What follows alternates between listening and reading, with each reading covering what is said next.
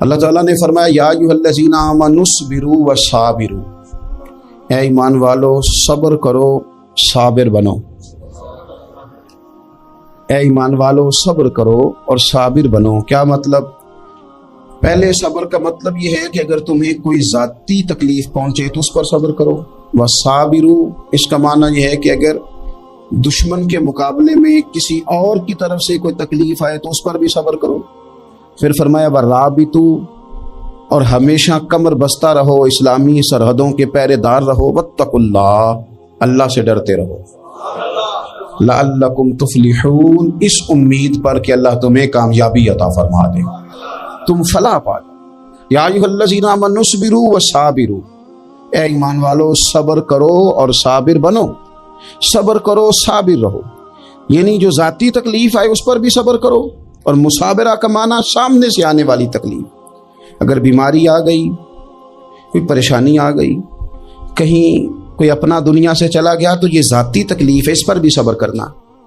اور اگر اپنوں نے بیگانوں نے کوئی تکلیف پہنچا دی، کوئی اذیت دے دی، وہ اذیت کئی صورتوں میں ہو سکتی ہے، تانا بھی ایک اذیت ہے، طنز بھی ایک اذیت ہے، کسی شخص کے بارے میں غلط کلمہ کہنا بھی ایک اذیت ہے، اور مقابلے میں کھڑے ہو جانا، لڑائی کرنا، یہ بھی ایک اذیت ہے، اس پر بھی صبر کرو، ورابطوا، اور اس طرح کرو کہ کمر بستہ رہو، جد و جہد کرتے رہو، واتقوا اللہ، اللہ سے ڈرو، لعلکم تفلحون، تاکہ تم کامیاب ہو جاؤ۔ صبر جب آپ کرتے ہیں نا اور صبر کا ارادہ کرتے ہیں تو اللہ تعالیٰ صبر کی توفیق بھی عطا فرماتا ہے۔ ہم نے یہ دیکھا ہے کہ ہمارے پاس نعمتوں کی کمی نہیں، ہمارے فریزر خوراک سے بھرے ہوئے، ہمارے دسترخوانوں پہ انواع و اقسام کی چیزیں چنی ہوئی ہیں، ہماری الماریوں میں کئی ہمارے لباس تیار شدہ لٹکے ہوئے ہیں، ہماری جیبوں میں ہماری ضرورت کا سرمایہ اللہ نے ہمیں دے دیا ہے، لیکن اس کے باوجود جو لوگ ایک دوسرے سے پیار نہیں کر پا رہے، جو ایک دوسرے کے قریب نہیں جا پا رہے، اس کی وجہ یہ ہے کہ صبر نہیں رہا، حوصلہ نہیں رہا، کسی چیز کو برداشت کرنا ہمارے مزاج کا حصہ ہی نہیں رہا۔ اور پھر چونکہ امت مسلمہ نے انقلاب برپا کرنا تھا، دنیا کو پیغام حق دینا تھا، اگر ان کے اندر حوصلہ ہی نہیں ہوگا، اگر انہیں صبر ہی نہیں کرنا آئے گا، استقامت ہی نہیں ہوگی، کہیں رکنا ہی نہیں آئے گا، تو یہ میدانوں کو سر کیسے کریں گے، کامیابیاں کیسے ان کا مقدر بنیں گی۔ رمضان المبارک میں بھی ماحول یہ ہو کہ افطاری سے 1 گھنٹہ پہلے نظر پوری ٹک جائے گھڑی پہ، اور تھوڑا سا بھی صبر مشکل ہو، اور رمضان المبارک میں سحری کے وقت میں اگر دہی والی دکان پہ بھی جھگڑا ہی ہو رہا ہو، اور شام کو سامان خریدنے میں بھی اگر بحث ہی ہو رہی ہو، تکرار ہو، جھگڑا ہو، تو پھر سیکھا کیا؟ پھر وہ جو ہمیں تربیت دی جا رہی تھی کہ ہم نے صبر کرنا ہے، تو پھر ہم نے اس میں حاصل کیا کیا؟ حدیث پاک سنیں گے، آپ کی طبیعت بڑی ٹھنڈی ہوگی۔ میرے نبی پاک صلی اللہ تعالیٰ علیہ وسلم ارشاد فرماتے ہیں کہ جو بندہ سوال سے بچنا چاہے گا، ارادہ کرے گا اللہ میں نے کسی سے نہیں مانگنا، فرمایا جو سوال سے بچنا چاہے گا رب اسے سوال سے بچا لے گا، اور جو لوگوں سے بے نیاز ہونا چاہے گا، کہے گا یا اللہ مجھے دنیا داروں کا محتاج نہ بنا، اپنی بارگاہ سے عطا فرما۔ جو لوگوں سے بے نیاز ہونا چاہے گا اللہ لوگوں سے بے نیاز کر دے گا، اور فرمایا جو صبر کا ارادہ کرے گا اللہ اسے صبر کی توفیق بھی عطا فرما دے گا۔ ارادہ تو کرے، پروگرام تو بنائے، توفیق تو اللہ دے گا۔ جو صبر کا ارادہ کرے گا اللہ صبر کی توفیق بھی عطا کر دے گا۔ اور حضور صلی اللہ تعالیٰ علیہ وسلم فرمانے لگے، یاد رکھو کسی بندے کو جو بہترین تحفہ دیا گیا ہے نا، اگر کسی کو کوئی بہترین عطیہ ملا ہے تو پھر اللہ تعالیٰ نے اسے صبر عطا فرمایا ہے۔ یہ بہترین تحفہ ہے، اس سے زندگی سنور جاتی ہے، اس سے انسان باوقار اور مطمئن ہو جاتا ہے، اس سے اس کے شب و روز آسانی سے بیتتے، وہ دنیا کی پک ڈنڈیوں سے آسانی سے گزر کے اللہ کی بارگاہ عالی مرتبت میں سرخرو ہو کر حاضر ہو جاتا ہے۔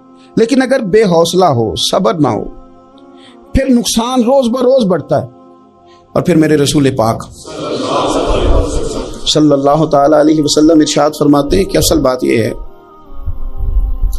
کہ اللہ تعالیٰ نہ کسی بندے کا درجہ بلند کرنے کا ارادہ فرماتا ہے، لیکن اس کے اعمال اس طرح کے نہیں ہوتے کہ اس کا درجہ بلند کیا جائے۔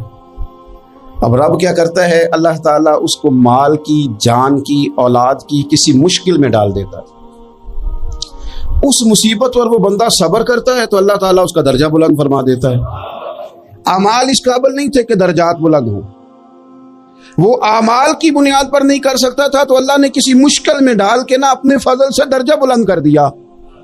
अब जो राह तरीकत का मुसाफिर था, जो सलूक की मनाजिल तय कर रहा था, जो अल्लाह रसूल के करीब जाने चाह रहा था, उसके लिए कितनी आसानी हो गई कि मुजाहिदा तो ज्यादा ना कर सका, कसरत से नफली सोमो सलात का बंदोबस्त तो ना कर सका, थोड़ा सा सब्र किया, रब ने अपना और अपने महबूब का कुर्ब अता फरमा दिया। तो ये तो आप सब्र करने के लिए जब निकले हैं तो आपने तो रब रसूल को पा लिया। ये सब्र तो वो वाला सफर है जिसकी जो मंजिल है वो अल्लाह रसूल का कुर्ब है। हम लोग थोड़ी थोड़ी बातों में हौसला हार जाते हैं, सब्र छोड़ जाते हैं, परेशानी बढ़ जाती है, पता नहीं ऐसे महसूस होता है कि जैसे यही बंदा दुनिया का सबसे दुखी बंदा है। तो एक तो ये कि जाती हैसियत से सब्र कर, एक ये कि फिर दुश्मन का जब मुकाबला हो, आमन नुस्बिरु व साबिरु, आपका जब मुकाबला सामने किसी के साथ हो तो फिर तीर, तलवारें, असलहा, बंदूकें ये नहीं ज्यादा लड़ती, मैदानों में हौसले लड़ते हैं, मैदानों में सब्र लड़ता है, मैदानों के अंदर तवानाइयां लड़ती हैं। मैदान करबला के अंदर कोई मुकाबला नहीं था तीर का तीर के साथ, तलवार का तलवार के साथ कोई मुकाबला नहीं। मैदान करबला के अंदर जुल्म का सब्र से मुकाबला था। फतह के डंके यजीद ने बजाए थे, जश्न इब्ने ज़ियाद ने मनाया था, लेकिन क़यामत तक अल्लाह ने जो फतह अता फरमाई है तो वो हुसैन इब्ने अली के सब्र को अता फरमाई, वो सैयदना इमाम अली मकाम के सब्र को मिली। अजीज भाई, सब्र ही हमेशा फाते होता है, सब्र ही जीता करता है, सब्र ही कामयाबियां देता है, नतीजे सब्र के निकलते हैं, सब्र के हौसले के नतीजे होते हैं। हमारी जल्दबाजी हमें शिकस्त खुर्दा कर देगी, हमारा हौसला ना होना हमें हरा देगा, हम कमजोर पड़ जाएंगे अगर हम बेहौसला हो जाएंगे। सुनो, मेरे नबी पाक अलैहिस्सलाम ने तरबियत की, हुजूर अपनी उम्मत को दर्स देते हैं। हुजूर फरमाते हैं पहले तो कोशिश ही ना करो कि तुम्हारी दुश्मन से लड़ाई हो, इस चक्कर में ही ना पड़ो कि लड़ाई हो। मुसलमान अमन वाले हैं, ये पुरअमन लोग हैं, ये अमन पसंद हैं, ये दाइये अमन हैं, ये मुआशरे में मोमिन होना अमन की अलामत है।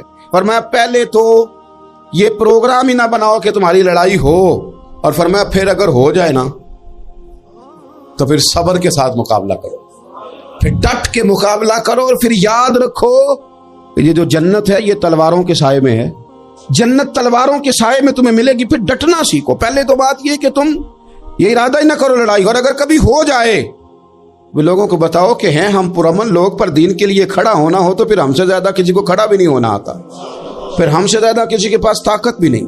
हजरत मौला अली शेर खुदा रदी अल्लाह तआला अन्हु के ज़माने में कुफर के साथ एक जंग हो रही थी, तो काफिरों ने ना जासूस भेजे कि यार पता तो करो मुसलमानों की तैयारी किस तरह की है। तो जासूस वापस जाके कहने लगा समझ कोई नहीं आई उनकी, वो तो राहब किस्म के लोग हैं, सूफी किस्म के लोग हैं, वो तो कटे हुए हैं दुनिया से, मुसल्लों पे बैठ जाते हैं, रात को तो लगता है दुनिया से ताल्लुक ही कोई नहीं, लेकिन सवेरे उठ के मैदान में तलवार लेके निकलते हैं तो लगता है इनसे बड़ा मुजाहिद ही कोई नहीं। ये अजीब लोग हैं कि रात को मुसल्ले में बैठे तो लगता है कट गए दुनिया। ये सूफी लोग हैं, दरवेश हैं।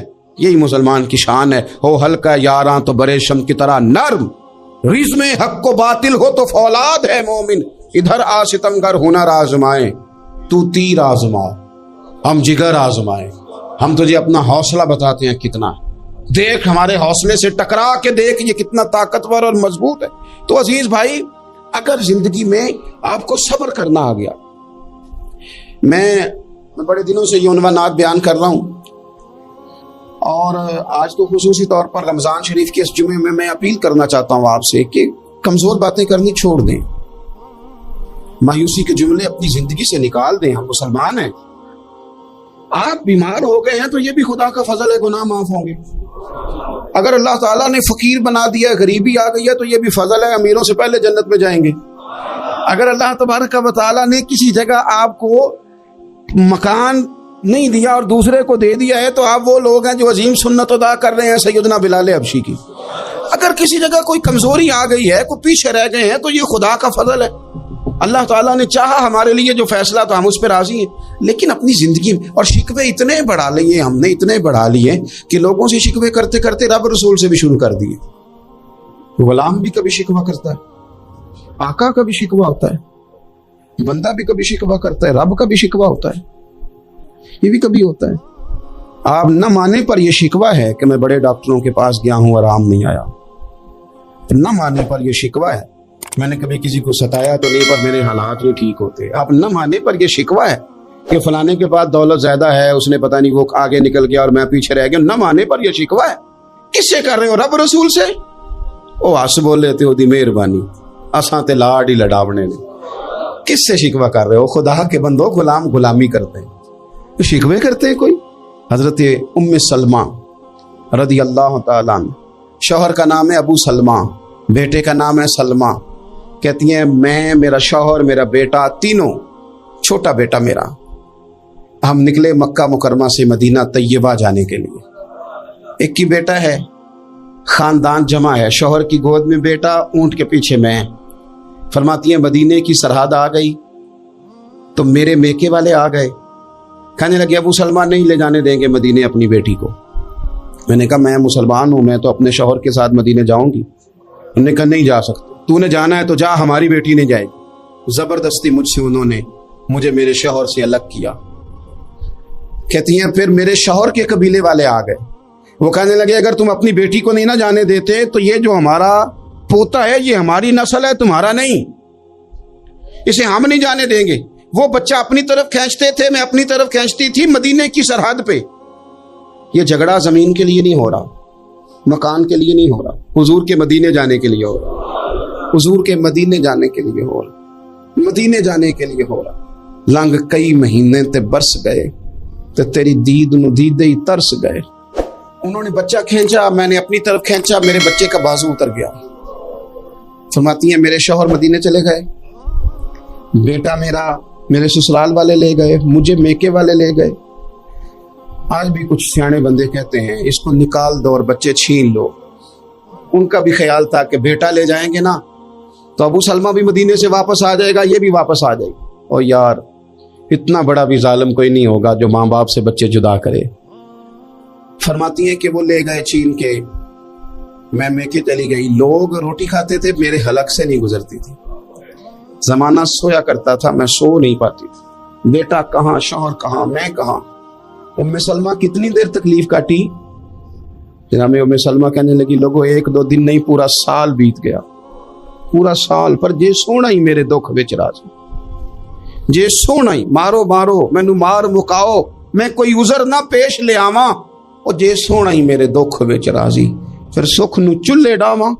فرمایا سال بیت گیا، لوگ صبح اٹھ کے کام کاج پہ لگ جاتے، کپڑے بدلتے، ڈیوٹیاں کرتے، اور میں سویرے اٹھ کے اس جگہ آ جاتی جہاں میرا شوہر اور میرا بیٹا بچھڑا تھا۔ میں سارا دن روتی، آہوزاری کرتی، حضور کے مدینے کی طرف منہ کر کے میں تڑپتی۔ سال بیت گیا، سال، ایک ہفتہ نہیں نکلتا بچوں کے بغیر۔ بڑے بڑے سیانے لوگ پردیس جاتے ہیں تو بچوں کی فوٹو دیکھ دیکھ کے روتے ہیں، لیکن کہتی ہیں ماں تھی، بیٹا بچھڑا اور پھر بیٹا بیمار ہو اور ماں سے جدا ہو، کتنی تکلیف کا منظر ہے۔ آپ فرماتی ہیں کہ ایک سال بیت گیا اور میں نے کسی کی منت نہیں کی، میں نے کوئی شکوہ نہیں کیا، اس لیے کہ جس حال میں رب و رسول رکھے۔ یہ حوصلہ، یہ صبر، یہ توانائی۔ ایک سال کے بعد میرے چچا کا بیٹا میرے پاس سے گزرا، تڑپتے دیکھ کر کہنے لگا میری بہن تو سارا دن روتی رہتی ہے۔ تو میں نے کہا بھائی تمہیں کیا بتاؤں، اس کا شوہر چلا جائے، بیٹا جدا ہو جائے، وہ کیا کرے گی؟ فرماتے اس نے جا کے میرے باپ سے، اپنے والد سے، میرے خاندان والوں سے کہا اس کی سزا کب ختم ہوگی؟ اس غریبنی کا قصور یہ ہے کہ یہ مدینے والے کا کلمہ پڑھتی ہے، اس کی غلطی یہ ہے کہ یہ مسلمان ہو گئی ہے، دین حق قبول کر لیا، کیوں نہیں تم خیال کرتے؟ کہتے ان کے دل نرم ہوئے، وہ رضامند ہوئے مجھے مدینے جانے۔ پھر اس نے کوشش کی میرے سسرال پیغام بھیجے، کب بس کرو، اور بچہ تو چڑیا کا جدا ہو جائے تو وہ تڑپا کرتی ہے، اور تم نے ایک جیتی جاگتی ماں کا بیٹا جدا کیا ہے۔ وہ بھی نرم ہوئے، رب نے اسباب بنائے، میرا بیٹا مجھے ملا۔ کہنے لگے تو رہ جا، میں نے کہا نہیں، تم مسلمان نہیں ہو، تمہیں پتہ نہیں نا، میں یہاں نہیں رہ سکتی، مجھے مدینے ہی جانا ہے۔ اکیلی اتنا سفر، جنگلوں کا راستہ، پہاڑی راستہ طے کر لو گی؟ میں نے کہا میں کر لوں گی. جنوں ویکھ کے ٹھر دیاں اکھیاں نے تے جنوں ویکھ کے ٹھر دا سینہ ہے. ربا تیری ساری خدائی ایک ہی تے شہر مدینہ ہے. کہتی میں اونٹ پہ بیٹھی, بیٹا میں نے گود میں بٹھا لیا, میں سفر کرنے لگی, پر دل میں کھٹکا تھا کہ اتنا لمبا سفر, بیٹا چھوٹا ہے, کیسے کروں گی. کہتے مجھے عثمان بن طلحہ مل گئے. کہنے لگے کہاں جا رہی ہو بہن؟ میں نے کہا مدینے. کہنے لگے اکیلے جاؤ گی؟ میں نے کہا جانا تو ہے نا, کوئی ساتھ چلے نہ چلے پر شہر رسول تو جانا ہے نا. آپ فرماتی ہیں میں نے عثمان بن طلحہ سے نیک بندہ کوئی نہیں دیکھا, میرے اونٹ کی لگام تھام لی. جب مجھے اونٹ پہ بٹھاتے تھے نا, اونٹ بٹھا کے چلے جاتے تھے, میں بیٹھ جاتی تھی تو آ کے لگام تھامتے. جب کہیں مجھے اتارتے تھے تو اونٹ بٹھا کے چلے جاتے تھے, میں اتر جاتی تھی تو اونٹ کو باندھتے. سونا ہوتا تھا تو اونٹ بٹھا دیتے, میں اتر جاتی, وہ دور جا کے لیٹ جاتے. فرماتی تھی پھر میرے لیے میرے رب نے اسباب پیدا کیے اور میں مدینہ پہنچی. میں شوہر سے ملی اور لوگوں میرے نصیب دیکھو, میں رہنے کہاں لگی؟ حضور کے مدینے میں, شہر رسول میں, شہر رہ پائے نظر ہوش میں آ. یہ کوہ نبی ہے, میں حضور کے حرم کی زمین اور قدم رکھ کے چلنا. ارے سر کا موقع ہے او جانے والے, مدینے کے خطے خدا تجھ کو رکھے, غریبوں فقیروں کے ٹھہرانے والے. کہتی ہے میں وہاں بسنے لگی. آپ فرماتی ہیں مسلمانوں شاید مجھ سے زیادہ تکلیف کسی نے نہ سہی ہو, پر دیکھو 1 سال پورا میں تکلیف میں رہی, اور جب میرا صبر سال کو پہنچا, صبر کی عمر 1 سال ہوئی, تو پھر رب نے بندوبست کیا. پھر میرے گھر والے بھی نرم ہو گئے, سسرال والے بھی نرم ہو گئے. رب نے میرے آنے جانے کے لیے ایک بندے کا بندوبست بھی فرما دیا. پھر میرا شوہر تک بھی میں پہنچ گئی, مجھے مدینہ الرسول بھی نصیب ہوا. 1 سال میں نے صبر کیا تھا, رب نے مجھے مستقل مدینے کا ٹھکانہ عطا فرما دیا. لیکن جو بندہ صبر ہی نہ کر پائے, جو صبر ہی نہ, جو کہ جی بڑی دور سے آیا ہوں, بڑی دیر ہو گئی, بڑا ٹائم ہو گیا, کب جا کے مسئلہ حل ہوگا, وہ جو آپ نے بتایا تھا وہ تعویذ کب اثر کرے گا, وہ دعا کب قبول ہوگی, وہ فلانا معاملہ کب. بھئی یہ ڈیٹ تو آپ کو رب رسول ہی دے سکتے ہیں. بندہ تو کوئی اطلاع ہی دے گا, پیغام ہی دے گا, دعا ہی کرے گا. اگر زندگی میں حوصلہ ہی نہیں ہوگا, اگر آپ کو یہ قرار ہی نہیں آئے گا, ٹھہرنا ہی نہیں آئے گا کسی میدان میں. دیکھیں کچھ ایسی اذیتیں ہوتی ہیں جو اذیت ناک ہوتی ہیں, لیکن اگر غلامی میں آ جائے نا آپ تو وہ اذیت ناک نہیں ہوتی, اس چبن میں مزہ آنے لگتا ہے. کئی درد بھی مزیدار ہوتے ہیں, کئی درد بھی, کبھی زخم ٹھیک ہونے پہ آ جائے نا تو اسے چھیڑو تو مزہ آتا ہے, اس لیے کہ کچھ درد بھی مزیدار ہوتے ہیں. آتش سے کسی نے کہا تو روتا بڑا ہے, اس نے کہا محبوب کی یاد میں تڑپتا ہوں, ابھی تو ایک دل ہے, میں نے تو خواہش تھی کبھی 2 ہوتے نا تو صحیح کر کے تڑپتا. رب نے دل ایک بنایا, کہتا وہ مزہ دیا ہے تڑپ نے کہ میری آرزو ہے یا رب میرے دونوں پہلوؤں میں دل بے قرار ہوتا. درد میں بھی مزہ ہے, پر شرط یہ ہے کہ لوگ درد میں بھی جینا سیکھیں. ہم نہ آرام میں جینا چاہتے ہیں, پنکھے کے نیچے جینا چاہتے ہیں. کاش کہ ہمیں صحرا میں بھی نیند کا مزہ لینے کا طریقہ آئے, پھر زندگی کے سارے راستے آسان ہیں, پھر ایک راہ بھی مشکل نہیں. لیکن چونکہ حوصلہ نہیں, صبر نہیں, وہ والا قرار نہیں جو ایک مسلمان سے رب رسول کا مطالبہ ہے. حدیبیہ کے موقع پہ نا نبی پاک صلی اللہ علیہ وسلم نے جو شرطیں کافروں کے ساتھ طے کی تھی نا, حضور نے نور بصیرت سے کی تھی نا, تو انہی شرطوں نے پھر فتح کے باب کھول دی. ان فتحنا لک فتحا مبینا. ایک شرط یہ تھی کہ اگر کوئی مسلمان مدینے سے مکے آئے گا تو مکے والے واپس نہیں کریں گے, رکھ لیں گے. پھر غور کریں, کوئی مسلمان اگر مدینے سے مکے آئے گا تو مکے والے واپس نہیں کریں گے. اور اگر کوئی بندہ مسلمان اپنے آقا کی مرضی کے بغیر مسلمان ہو جائے اور وہاں سے وہ مدینے آئے گا تو حضور پناہ نہیں دیں گے. تو میرے بھائی محبوب کی طرف سے آنے والا نہ صرف سوکھ ہی نہیں قبول کرنا چاہیے, دکھ بھی قبول کرنا چاہیے, دکھ بھی قبول کرنا چاہیے. ہمارا یہ مسئلہ ہے کہ ہم نہ میٹھی میٹھی کے قائل ہیں, کڑوی کڑوی کے قائل نہیں. اگر وہ کبھی دکھ دے نا تو محبوب کا دکھ بھی سکھ سمجھ کے قبول کرو. ہاں اس کی طرف سے کانٹا ہے کبھی تو اسے پھول سمجھ کے قبول کرو, وہ چبھے گا نہیں, انشاءاللہ مزہ ہی دے گا. وہ قبول تو کرو نا. تو اب حضرت ابو بصیر رضی اللہ تعالیٰ عنہ ایک صحابی تھے, ایک تو حضرت ابو جندل رضی اللہ تعالیٰ عنہ تھے نا, تو وہ تو حدیبیہ میں آ گئے. حضور مجھے لے جائیں, تو نبی پاک نے فرمایا میں نے وعدہ کر لیا ہے. ان کو بھی حضور نے واپس بھیج دیا. اور یہ بیچارے نا اپنے آقا کی جیل توڑ کے مکے سے بھاگ کے مدینے آئے. یا رسول اللہ مجھے قبول کر لے, میں بھاگ آیا ہوں, وہ بڑا ظلم کرتے ہیں, مارتے ہیں, تکلیف دیتے ہیں. وہ آئے تو ادھر سے نا اس کے مالک نے ایک دو بندے بھی بھیج دیے رکا دے کے کہ یا رسول اللہ آپ کا تو وعدہ تھا کہ آپ بندہ رکھیں گے نہیں. یہ آئے اور رکا بھی آ گیا. اب ذرا منظر کو سمجھے. ہمارا تو یہ مسئلہ ہے کہ کہتے ہیں کہ میری 99 باتیں مانی ہیں، ایک نہیں مانی، لہذا میرا تعلق ہی کوئی نہیں. لیکن یہاں کیا کیفیت ہے؟ بندہ رو رہا ہے، تڑپ رہا ہے، حضور میں مار سے بچتا ہوا آیا ہوں، جیل توڑ کے آیا ہوں، مجھے قبول کر لیں. ادھر رکا آ گیا کہ آپ کا وعدہ تھا رکھیں گے نہیں. اب یہ کتنا مشکل مسئلہ ہے. لیکن رسول پاک علیہ الصلوۃ والسلام نے فرمایا ابو بصیر میں نے وعدہ کیا یار تجھے واپس جانا پڑے گا. کوئی لوگ تو کہتے ہیں نا کہ پیر صاحب نے کہا تھا تو میرا کام نہیں ہوا لہذا میری بیعت ہی گئی، چھٹی ہو گئی، ماحول ہی بڑا عجیب ہے. حضور نے فرمایا واپس جا، لیکن جے کر یار دے نام دا ملے مینا، پھر انہوں چولی پا لئیے مینے نو پونجے سٹیے نہ. جے کر یار دے نام دا، سامنے والے نے تانا سمجھ کے دیا تھا پر یار کے نام کا تھا نا. اس نے کہا لا صحیح سونے کے نام کا ہے نا. تانا ہوا تو کیا ہوا. جے کر یار دے نام دا ملے مینا، انہوں چولی پا لئیے پونجے سٹیے نہ. تے جے کر یار دے نام دی ملے سولی، پھر جھوٹا جھوٹ لئیے تے پیچھے ہٹیے نہ. جھوٹا جھوٹ لئیے. اب لکھنے والے کا بھی اپنا انداز ہے نا، کہتے ہیں یہ بھی میرے لیے جھولا ہی ہے، یہ بھی آرام کی جگہ ہی ہے. جھوٹا جھوٹ لئیے تے پیچھے ہٹیے نہ. حضرت ابو بصیر رضی اللہ تعالیٰ عنہ سے حضور نے فرمایا واپس جانا ہے. کہ سونے ٹھیک ہے، کوئی شکوہ نہیں، کوئی گلا نہیں، یہ بھی میرے محبوب کا حکم ہی ہے. اور کیا بات ہے، میرے نبی وعدوں کے پکے ہیں. کیا بات ہے، حضور نے جو کہا کر کے دکھایا. کہتے ہیں میں واپس جا رہا تھا، ایک دو بندے ساتھ تھے، جب مدینے کی حد گزر گئی نا، حضور نے تو کہا تھا نا مدینے میں پناہ نہیں دینی، تو میں نے اس سے کہا یار تلوار بڑی سونی ہے ذرا دکھانا. اس نے دکھائی تو ایک کی میں نے گردن کاٹ دی، دوسرا ویسے ہی بھاگ گیا. اور بھاگ کے حضور کے پاس آیا جی اس نے تو مار دیا. تو سرکار فرمانے لگے میں نے تو وعدہ پورا کیا تھا نا، تم سے نہیں سنبھالا گیا تو معاملہ تمہارا ہے. اب حضرت ابو بصیر رضی اللہ تعالیٰ عنہ واپس آئے، عرض کی حضور اب میرے لیے کیا حکم ہے؟ حضور نے فرمایا میاں حکم وہی ہے، مدینے میں ہم نہیں رکھ سکتے. تم مدینے میں صحابہ تھے نا، حضور کی باتوں سے خوشبو لیتے تھے، مدینے میں نہیں رکھ سکتے. حضرت ابو بصیر کہتے ہیں میں مدینے کی سرحد سے نکل گیا، اس جگہ چلا گیا جو نہ مکے کی ریاست میں تھا نہ مدینے کی. ایک مقام ایس تھا جہاں میٹھے پانی کے کنویں تھے، وہاں رہنے لگا. حضرت ابو جندل کو پتہ چلا کہ ایک نیا ٹھکانہ بن گیا، وہ بھی جیل توڑ کے آ گئے. 70 بندے آ گئے. وہاں سے قافلے گزرتے تھے کافروں کے، یہ بھی مسلمانوں کو تنگ کرتے تھے. اگر مکے سے کوئی قافلہ گزرتا تھا تو ہم نے بھی ان کو پکڑا. کافر کا مال مال غنیمت اسباب بن گیا. اور وہ جب قافلہ لے کے آتے تھے تو ڈرے ہوتے تھے، اور ان کو تو ستایا تھا نا. کہتے ہمیں ستایا بڑا تھا، ہم تو انقلابی بن گئے تھے. ہم تو رکھ لیتے نا، بڑی منت کرتے، بڑی جان مشکل سے چھڑاتے. 70 بندے ہو گئے، پھر 300 ہو گئے.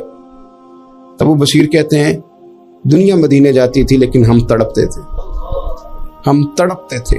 روت لنگ گئی ہے پھر باہر آ گئی تے اجے چٹھیاں مدینے آئیاں نہیں. ہم تڑپتے تھے کہ یار کوئی موقع ملے. روز رات کو روتے تڑپتے. 300 انقلابیوں کا جتھا صبر سے بیٹھا ہے مدینے کی سرحد پہ، اندر آنے کی اجازت نہیں، پر غلامی میں روز اضافہ ہو رہا.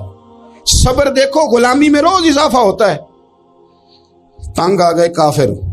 پہلے بڑی ڈینگیں مارتے تھے کہ دیکھو ہم نے کیسی شرط منوائی ہے، کیسی شرط منوائی ہے کہ ان کا بندہ آئے گا تو ہم واپس نہیں کریں گے، ہمارا جائے گا تو انہیں کرنا پڑے گا. پھر اتنے تنگ آئے کہ خود آ کے کہنے لگے حضور مہربانی کریں یہ شرط تو ختم کریں، اور ان 300 کو تو مدینے بلائیں، مہربانی فرمائیں. حضور بڑے خوش ہوئے. آج غلاموں کے نام پیغام لکھا، غلاموں کے نام پیغام لکھا. چٹھی لکھی حضور نے.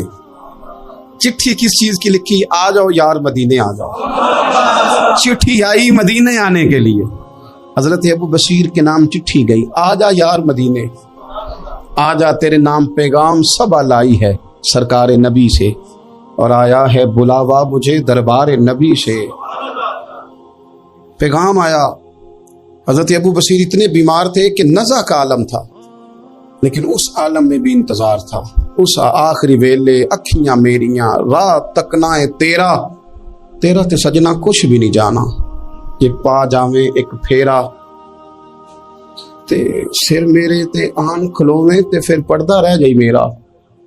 سوکھا نکلے صاحب ظہوری یہ ویخ لوے مکھ تیرا. حضرت ابو بصیر کو نا وہ رکا گیا. حضور کی چٹھی گئی تو یوں چٹھی پڑی. حضور نے فرمایا آ جانا، رستہ کھل گیا ہے، تو آ جا. کھل گیا رستہ.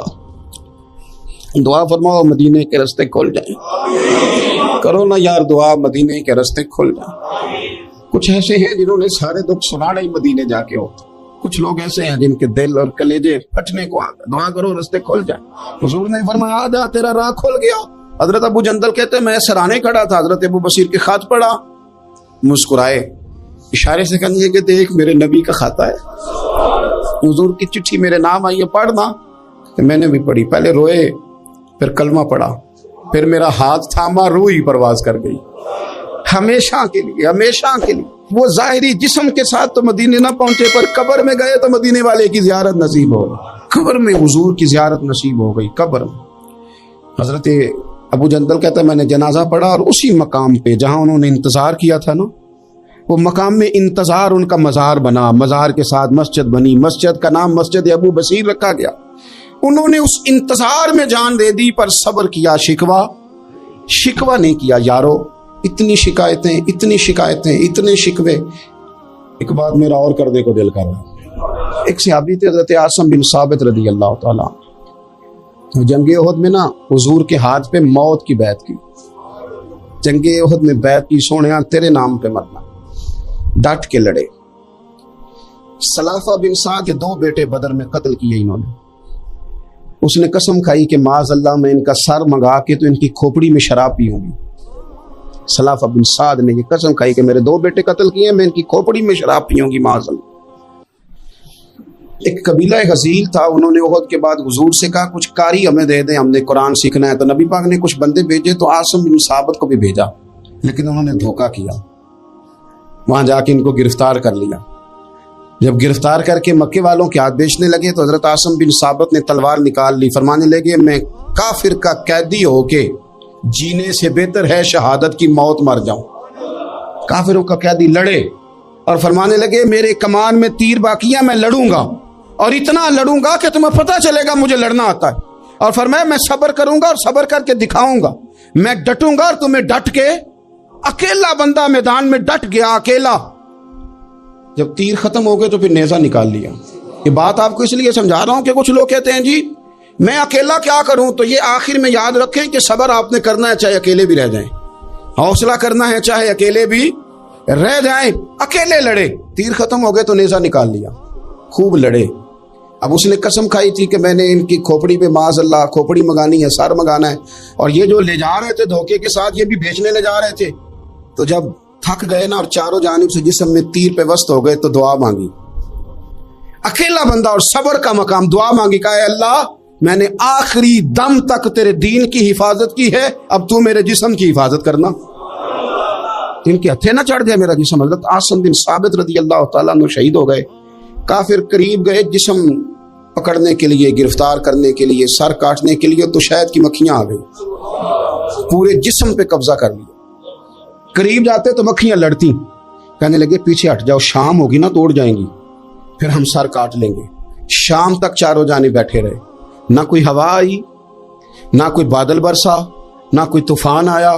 شام کو انہوں نے اٹھانا تھا, ایک ریلا آیا پانی کا, اور جناب عاصم بن ثابت کی لاش مبارک کو بہا کے لے گیا. میرے رب نے اس میدان میں بھی یہ بتلایا کہ جو صبر کرے نا, رب اس کے جسم کی بھی حفاظت فرمایا کر.